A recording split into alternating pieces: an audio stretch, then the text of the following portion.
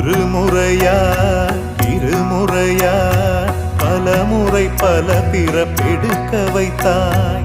புதுவினையா பழவினையா கணம் கணம் தினம் என்னை துடிக்க வைத்தாய். பொருளுக்கு அலைந்திடும் பொருளற்ற வாழ்க்கையும் துரத்துதே. உன் அருள் அருள் அருள் என்று அலைகின்ற மனம் இன்று பிதற்றுதே.